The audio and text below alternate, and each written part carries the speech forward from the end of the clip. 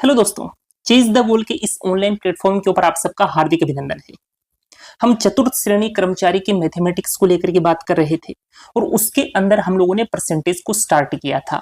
तो आपके लेवल के हिसाब से परसेंटेज के जो भी इंपॉर्टेंट एमसीक्यू हो सकते हैं हम उन्हीं को डिस्कस करने की यहाँ पर कोशिश कर रहे थे और उसी श्रृंखला के अंदर हम 20 क्वेश्चन डिस्कस भी कर चुके थे और यहाँ पर जो हमने क्वेश्चंस का एक पैटर्न डिजाइन किया है वो आपके लेवल के हिसाब से डिजाइन किया है।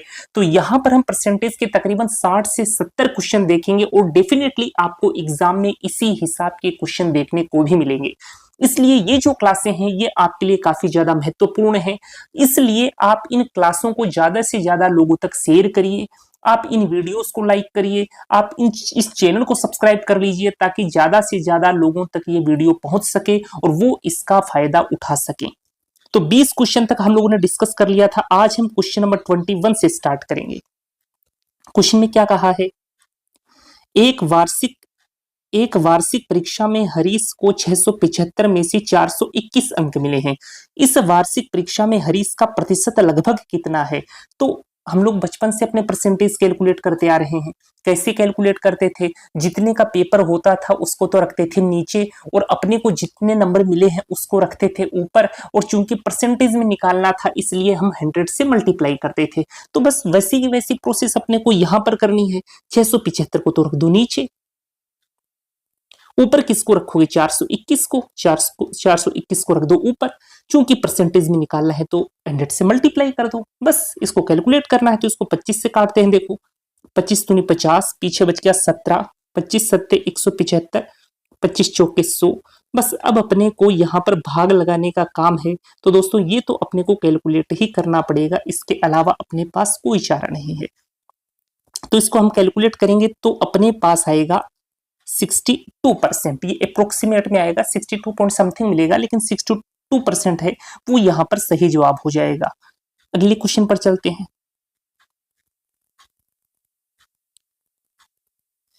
एक संगठन में कर्मचारियों की कुल संख्या 1225 है। संगठन में कर्मचारियों की कितनी संख्या है? 1225 है। इनमें से 40% का अलग अलग स्थानों पर तबादला हो गया है। यानी कि 1225 में जो 40% है उनका अलग अलग स्थानों पर तबादला हो गया है। तो ऐसे कितने कर्मचारियों का तबादला हुआ है ये उसने पूछा है।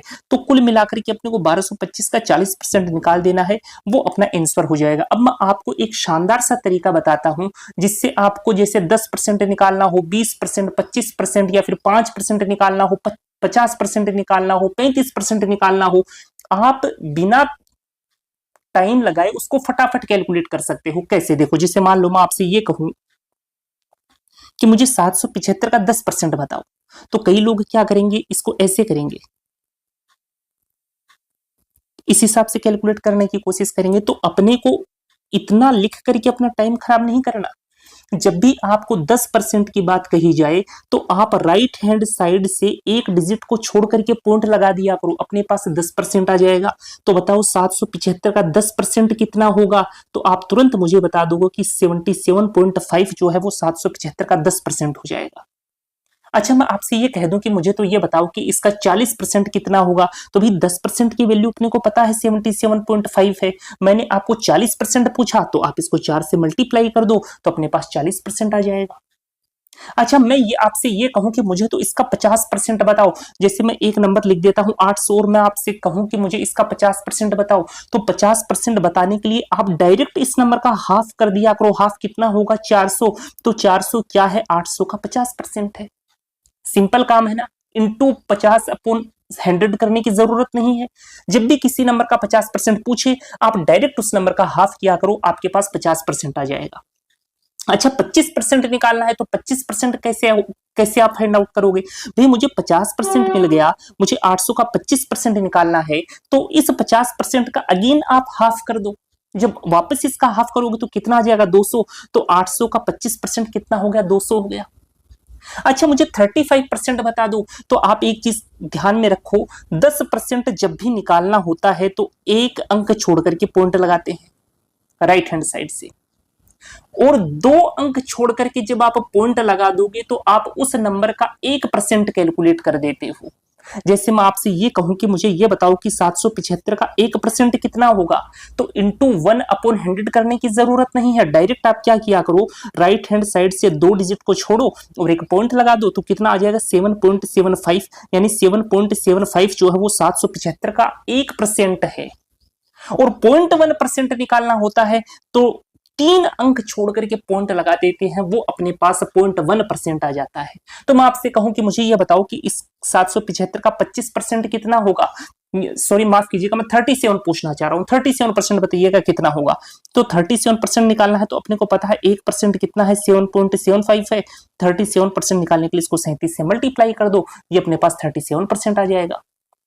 या फिर आप एक काम और कर सकते हो, जैसे आपको 37% इसका निकालना है तो आप पहले इसका 40% निकाल लो।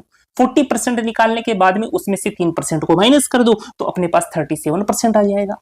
तो ये जो तरीके हैं, ये तरीके आपकी प्रोसेस को काफी फास्ट कर देते हैं। जैसे 10% निकालना है तो राइट हैंड साइड से 1 अंक छोड़ करके पॉइंट लगा दो, अगर आपको 1% निकालना है तो राइट हैंड साइड से 2 अंक छोड़ करके पॉइंट लगा दो, और उस हिसाब से जो भी परसेंटेज की वैल्यू अपने से पूछी जाती है उस परसेंटेज की वैल्यू को आप कैलकुलेट कर दिया करो।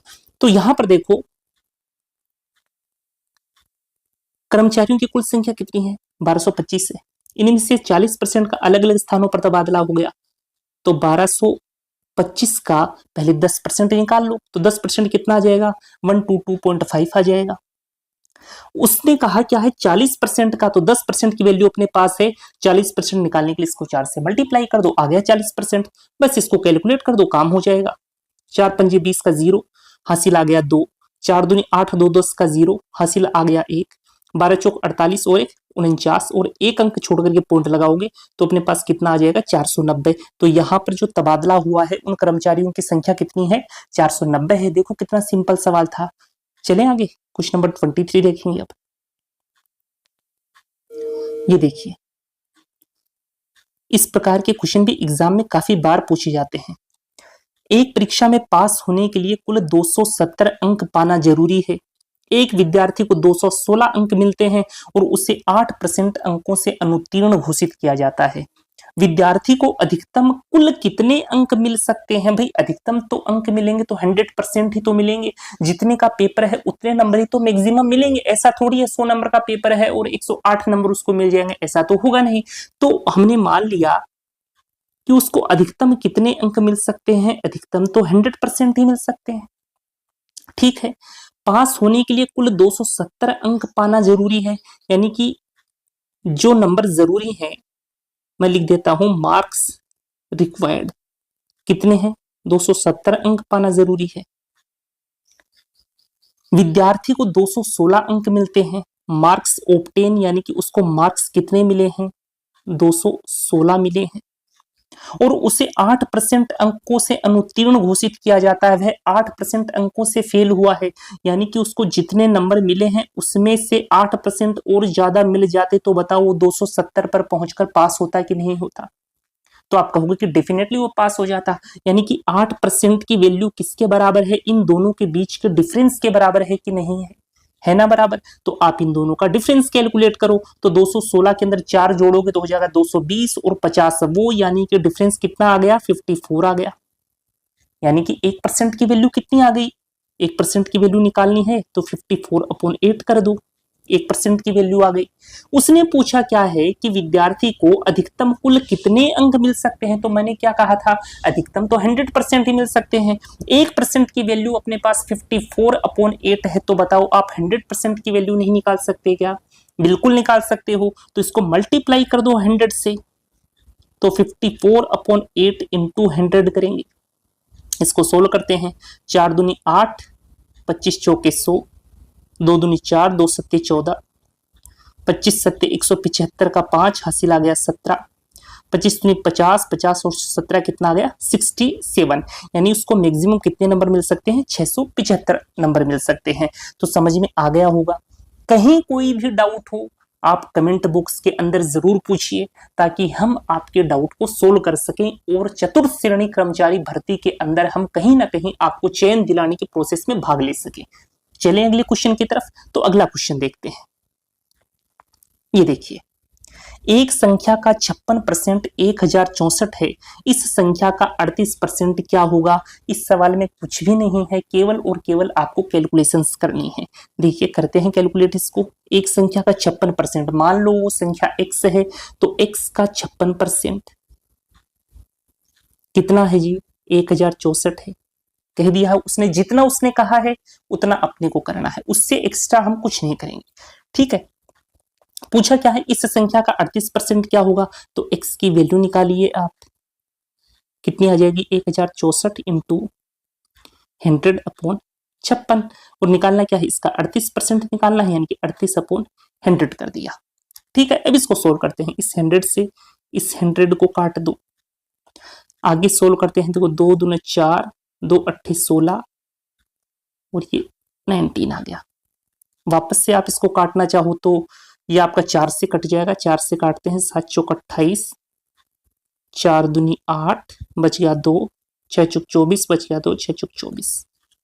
ठीक है, अब 7 से कट जाएगा ये, 7 21, पीछे बच गया 5, 7 8 56, तो x बराबर 38 इंटू 19 आ रहा है। अब इसको अपने को सोल्व करना पड़ेगा। 19 को 8 से मल्टीप्लाई करोगे तो कितना आएगा, 152, 19 3 57, 57 में 15 जोड़ोगे तो कितना आ जाएगा अपने पास, 72 आ जाएगा। ठीक है, तो अपना करेक्ट आंसर क्या हो जाएगा यहाँ पर, ऑप्शन नंबर सेकंड। ठीक है, केवल सिंपल सी कैलकुलेशंस थी, कैलकुलेशंस को आराम से कर लेना, आपका आंसर सोल्व हो जाएगा। चलिए अगले क्वेश्चन की तरफ। अगला क्वेश्चन देखिए, इस क्वेश्चन को देखिए। एक संख्या के 89% और 73% के बीच 448 का अंतर है, इस संख्या का 49% क्या है। 89% और 73% के बीच कितने का अंतर है, 448 का अंतर है। तो अंतर निकालो आप, 89 और 73 के बीच में कितने परसेंट का अंतर है, 16% का अंतर है। यानी 16% की जो वैल्यू है वो किसके बराबर है, 448 के बराबर है। तो 1% की वैल्यू कितने के बराबर होगी, 448/16 के बराबर होगी। उसने पूछा है इस संख्या का 49% क्या होगा, तो निकाल दो इसका 49%। बस अब इसको सोल्व कर लीजिए। सोल्व करते हैं, देखो 16 का भाग लगाते हैं, 16 दूना 32, 16 सन्ती 112, 16 128। अब ये अपने पास इतना है, देखो 28 है तो इसको ऐसे लिख दो आप, 7 इंटू 4 और 7 इंटू 7, ये मैंने लिख दिया 49 को। अब अपने को पता है 7 का क्यूब कितना होता है, 343 होता है। इसको मल्टीप्लाई कर दो 4 से, 4 3 12 का 2 हासिला आ गया 1, 4 चौक 16 और 1 17 का 7 हासिला है 1, 4 3 12 और 1 13, तो 1372 अपना आंसर आएगा, ऑप्शन नंबर सेकेंड। ठीक है, बस सिंपल से सवाल है, इसी हिसाब के सवाल आपको एग्जाम में भी देखने को मिलेंगे। तो यहाँ पर जो हमने एक पैटर्न डिजाइन किया है ना, वो पूरा का पूरा आपका चतुर्थ श्रेणी कर्मचारी भर्ती को देख करके डिजाइन किया गया है। तो दोस्तों अब हम चलते हैं क्वेश्चन नंबर 26 की तरफ। तो यहां पर अपने से क्या पूछा है, नूपुर अपनी वार्षिक आय का 26% अर्थात 89856 रुपए का म्यूचुअल फंड में निवेश करती है। उसकी मासिक आय कितनी है, यहाँ पर मासिक आय पूछा है, आप वार्षिक आय मत कैलकुलेट कर देना। कई बार कैंडिडेट क्या करते हैं, ध्यान नहीं देते कि मासिक आय पूछा है कि वार्षिक आय पूछा है, और वो वार्षिक आय को कैलकुलेट करके आते हैं और पहला ही ऑप्शन आपको वही मिलता है और आपका क्वेश्चन गलत हो जाता है। तो जब भी इस प्रकार की चीज आए ना तो तुरंत नीचे अंडरलाइन कर दिया करो, ताकि अपने को पता रहे कि मासिक आय पूछा गया है। ठीक है, तो 26 की वैल्यू किसके बराबर है, 89856 के बराबर किसकी वैल्यू है जी, 26 की है। 100 से मल्टीप्लाई कर दोगे तो वार्षिक आय आ जाएगा, लेकिन उसने मासिक आय पूछी है, मंथली आय पूछी है, तो 12 से डिवाइड कर दो। बस अब इसको सोल्व करना है। सोल्व कर लेते हैं, 13 आ गया, ये अपने पास 50 आ गया।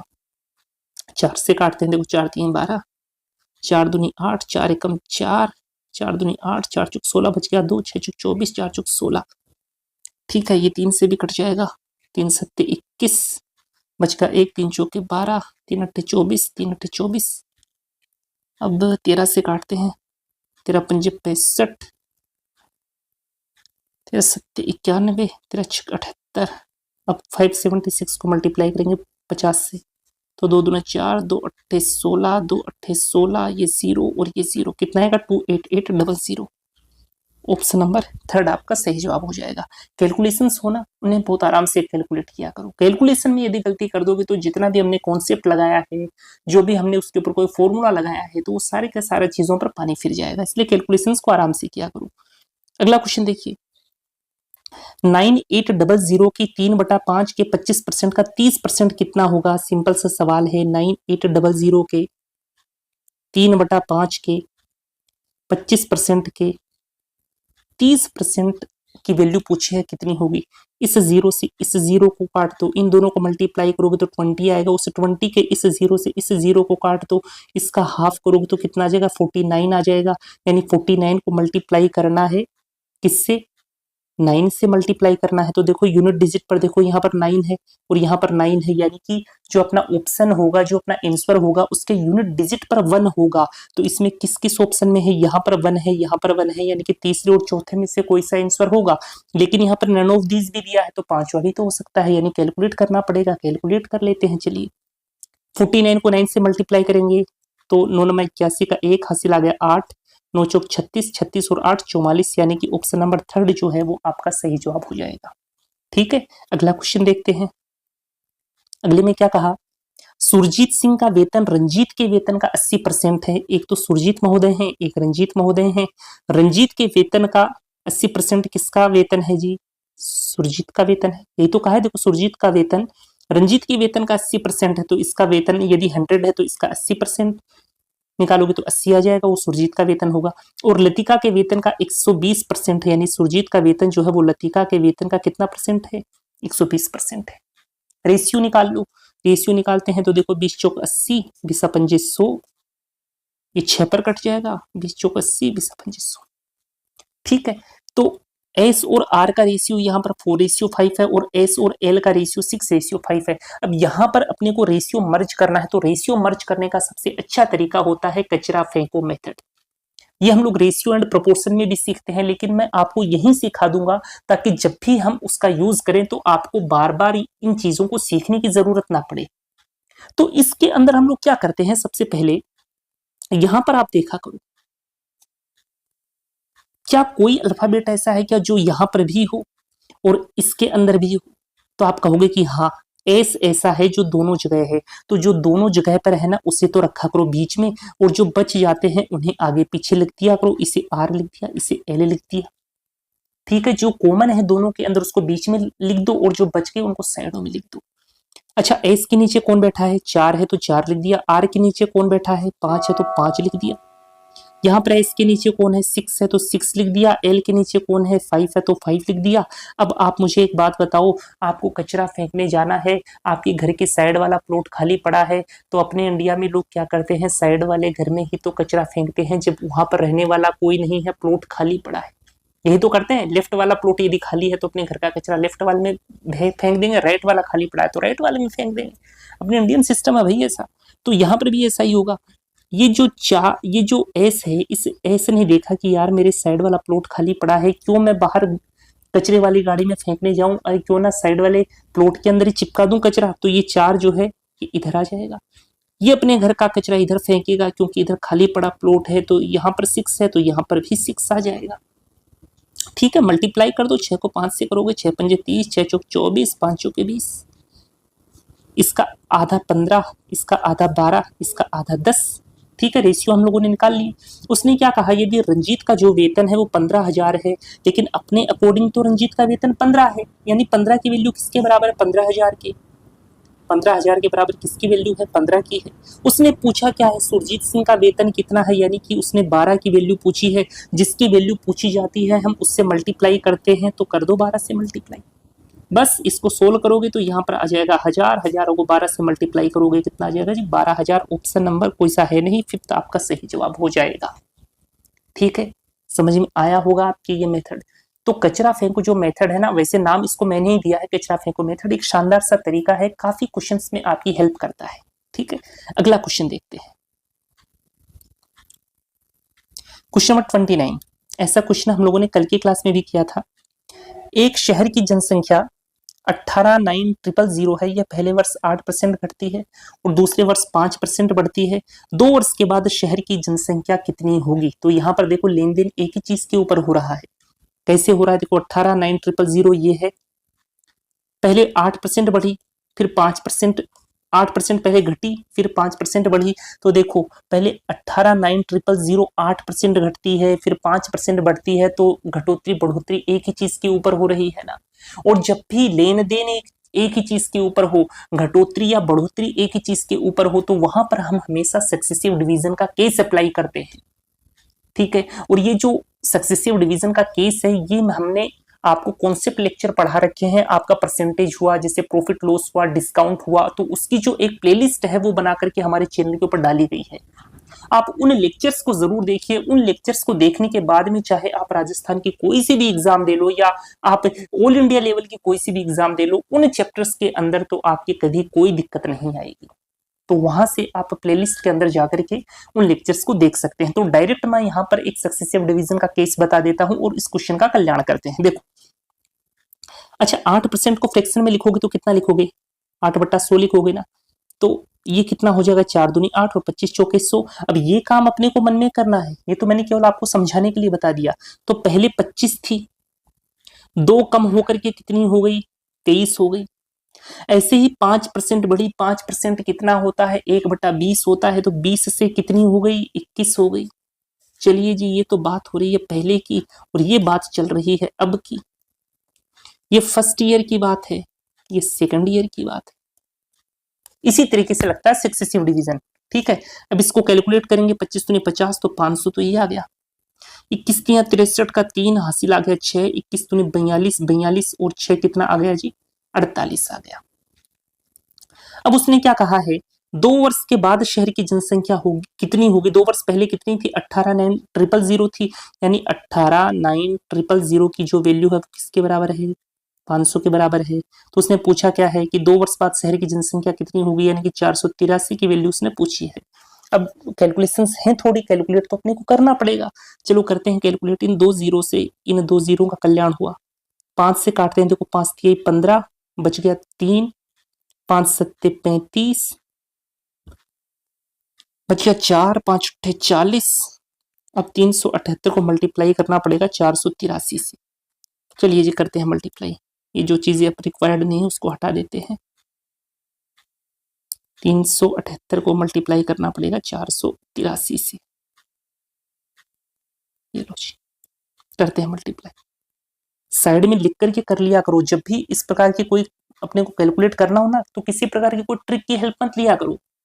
भाई ट्रिक में आप उतने हैबिचुअल थोड़ी हो जितने बचपन में हम लोग मल्टीप्लाई करते हैं उन चीजों के अंदर हो। तो हमें पता है यार, इसको इससे मल्टीप्लाई हम अपने बचपन वाले तरीके से फास्ट कर सकते हैं। तो कोई ट्रिक मत लगाओ इसके ऊपर, जैसे बचपन में करते थे ना वैसे करो, आप ज्यादा फास्ट करोगे बजाय ट्रिक के। देखो करते हैं 483 से। अब इसको भी हटा देते हैं क्योंकि स्पेस थोड़ा कम है अपने पास, तो कम स्पेस में ही चीजों को मैनेज करना पड़ेगा। करते हैं जी।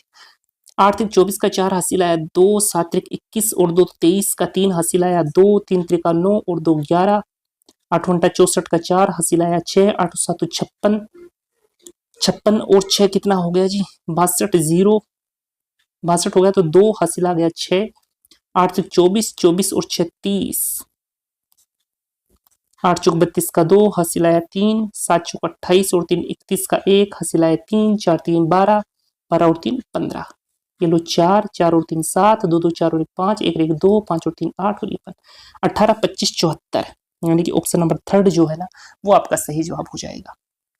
अगर ऐसा होता कि यूनिट डिजिट से काम निकल रहा होता तो हम यूनिट डिजिट से काम निकाल लेते, लेकिन यूनिट डिजिट से निकल नहीं रहा था क्योंकि यहाँ पर 4 है, यहाँ पर भी 4 है, यहाँ पर भी 4 है और नन ऑफ दीज भी तो है। ये नन ऑफ दीज मैंने इसीलिए डाला है ताकि आप हर चीजों को कैलकुलेट करें। भाई यहाँ पर तो टाइम है ना अपने पास, तो हम कैलकुलेट कर सकते हैं। एग्जाम में तो आपको ये जो 5th ऑप्शन है वो मिलेगा भी नहीं। हो सकता है किसी 4 ऑप्शन में कोई एक ऑप्शन भूला बिसरा आपको दे दे, वो अलग बात है। अदरवाइज एग्जाम ये जो आपका अधीनस्थ बोर्ड पेपर करवाता है ये नन ऑफ दिस बहुत कम देता है। ठीक है ना, ये तो मैंने केवल और केवल आपकी हैबिट के लिए, ताकि आप चीजों को कैलकुलेट करें, इसलिए मैंने ये ऑप्शन डाले हैं। ठीक है, अगला क्वेश्चन देखते हैं। ये देखिए जी, शिल्पा ने 8% स्कूल फीस, 25% किराए पर और 17% फर्नीचर पर खर्च किया। बची हुई राशि का 25% मेडिकल बिलों पर खर्च किया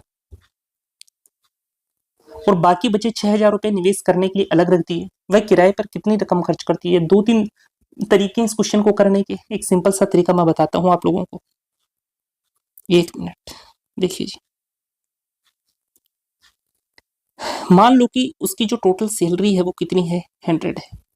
शिल्पा ने 8% स्कूल फीस पर, 25% किराए पर, 17% फर्नीचर पर खर्च किया। तो कितना खर्च किया, 25 और 8 कितना हो गया जी अपने पास, 33 हो गया। 33 और 17 50 हो गया, यानी कि 100 में से 50 तो खर्च कर दिया। खर्च कर दिया तो पीछे कितना बचा, 50 ही तो बचा। उसने क्या कहा, बची हुई राशि का 25% बचा, कितना है 50, 50 खर्च किया है। इस बची हुई राशि का 25% मेडिकल बिलों पर खर्च हुआ। बताओ 25% खर्च कर दिया तो बचा कितना, 75% तो बचा। तो 50 का आप 75% निकालोगे तो ये राशि तो बची है, और जो बची है वो किसके बराबर है, वो 6,000 के बराबर है। इसके बराबर रख दिया, ठीक है जी। अब इस जीरो से इस जीरो को काट दो, 5×3 = 15 होता है, ये 40 आ गया। तो एक बराबर कितना आ गया जी, 160 आ गया। उसने क्या पूछा है, वह किराए पर कितनी रकम खर्च कर दी है। तो पहले उसकी टोटल इनकम निकाल लो, इसको 100 से मल्टीप्लाई कर दोगे तो टोटल इनकम अपनी कितनी आ गई जी, 16,000 आ गई। उसकी टोटल इनकम है। इसमें वो खर्च कितना करता है किराए पर, वह क्या पूछ रहा है, वह किराए पर कितनी रकम खर्च करती है। तो किराए पर तो इसका 25% किराए पर खर्च करता है ना। तो मैंने क्या कहा था, 25% निकालना है ना। पहले इसका 50% निकालो, 50% इसका हाफ करो, कितना आएगा, 8,000 आएगा। उस 8,000 का अगेन हाफ करो, कितना आएगा, 4,000 आएगा। तो 4,000 क्या हो गया, इस 16,000 का 25% हो गया। तो ऑप्शन नंबर 3 जो है वो आपका यहाँ पर सही जवाब हो जाएगा। तो दोस्तों आज भी हम लोगों ने 10 क्वेश्चन डिस्कस किए हैं। आज भी मैंने कोशिश की है कि मैं ज्यादा से ज्यादा चीजों को आप लोगों तक पहुंचा पाऊं, ताकि एग्जाम के अंदर आपका सिलेक्शन हो। हमारे लिए इंपॉर्टेंट है दोस्तों कि आपका सिलेक्शन होना चाहिए। तो ये अगर सेशन आपको पसंद आते हैं तो आप लोगों के साथ शेयर कर सकते हैं। चैनल यदि आपको पसंद आया है तो आप इस चैनल को जरूर सब्सक्राइब करिए, क्योंकि इस चैनल से आपको काफी कुछ सीखने को मिलेगा। आपको आपका एग्जाम क्रैक करने में हम आपकी काफी हद तक हेल्प करेंगे। ठीक है दोस्तों, हमारी मुलाकात होगी कल की क्लास में। तब तक के लिए शुक्रिया, धन्यवाद दोस्तों।